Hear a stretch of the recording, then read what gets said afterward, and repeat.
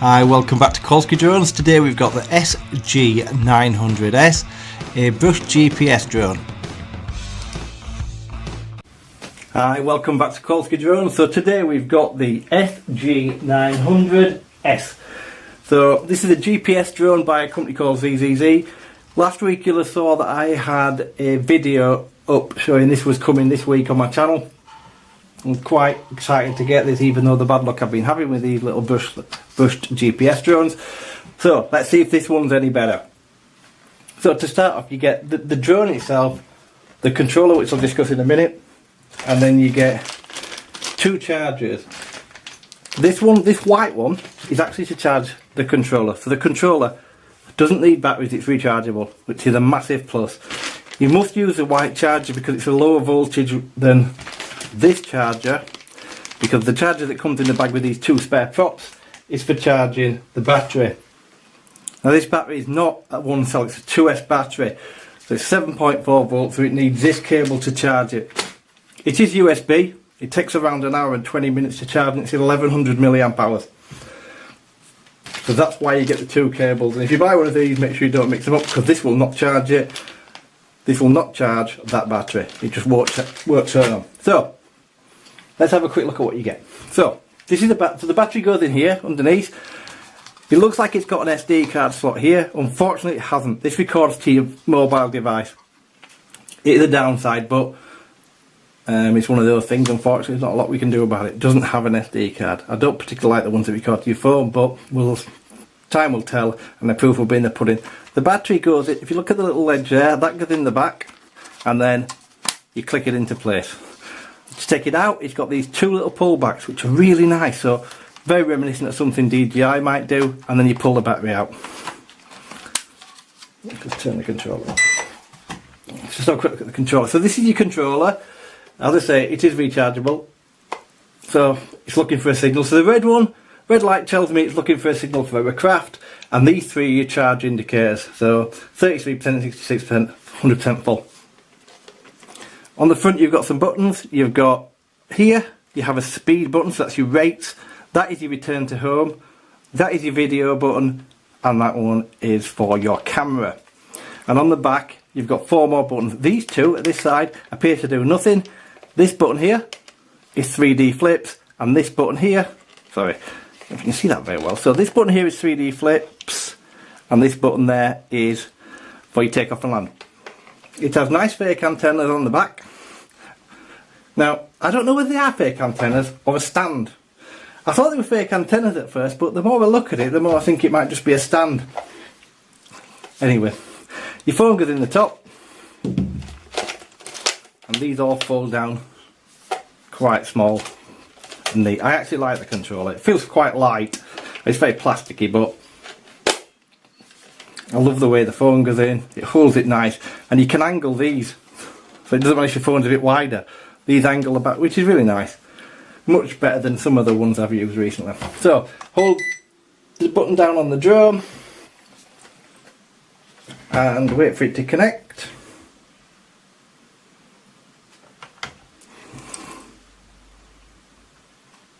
Okay, so it's stopped flashing fast, and now it's got these. So now it's flashing quite fast, but that's looking for a GPS signal. If you can see, they're not the brightest LEDs in the world. So it's got reds at the back, green at the front, and it'll flash till it finds a GPS lock. Once it gets a GPS lock, you're good to go. You can adjust that with the app and have it so it doesn't need to have a lock to fly. I'd say leave it as it is.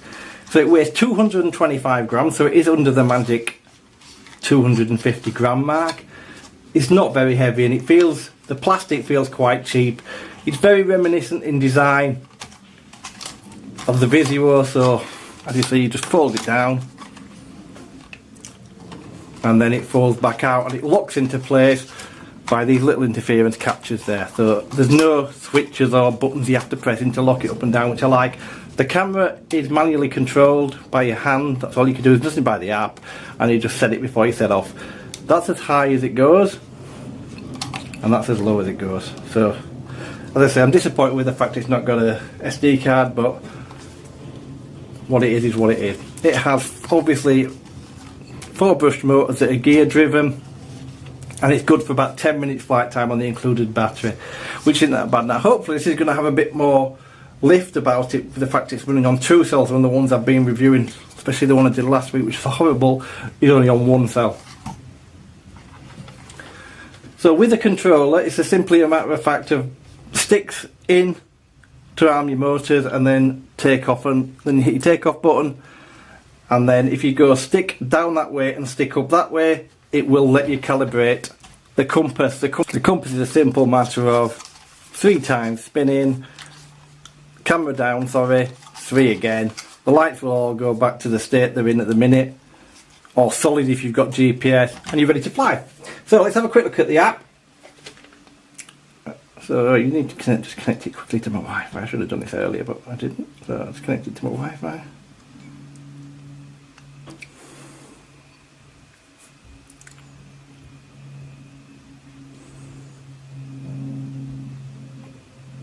And then the app you want is LWFPV. It does actually come with a manual that's really nice for the app and shows you all the controls on the app. And the app is lovely, you'll see it in a minute. I love the app. It's similar to what I've used before, but this one actually works. So we'll just go into the app, hit start on there, and you're in. So you've got your mode control, that will allow you to switch and fly on your phone.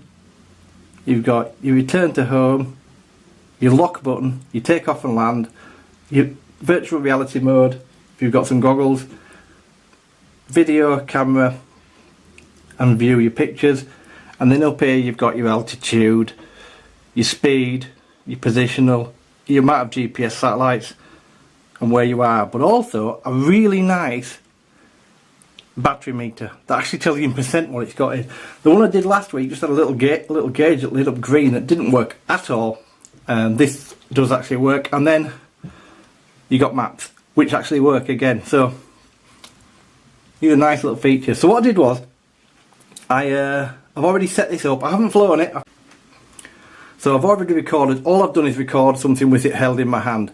So if I go into here, and there's your filters and videos, so you can get a quick impression of what it looks like from the camera's point of view before I fly it. I just wanted to see what it looked like.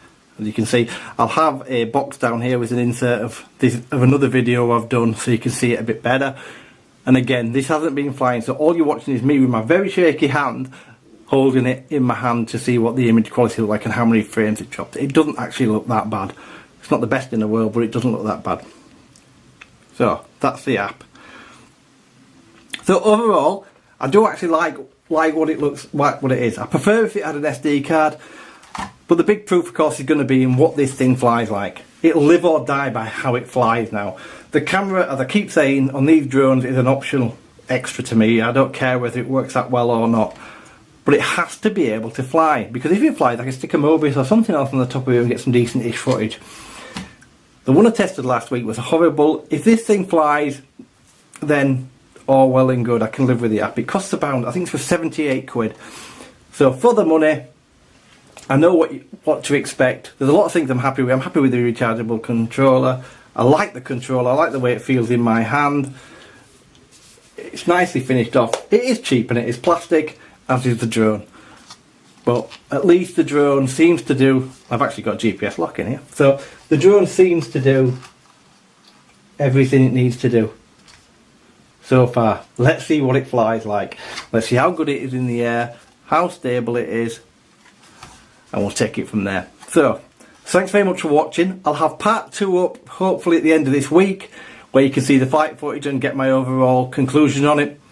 So in the meantime, have a fantastic week, and I'll see you soon. Bye bye. Press start. Thanks very much for watching this video. Hope you enjoyed it. If you do, please hit the like button, and please do consider subscribing if you haven't already, and hit the notification bell. Thanks for watching.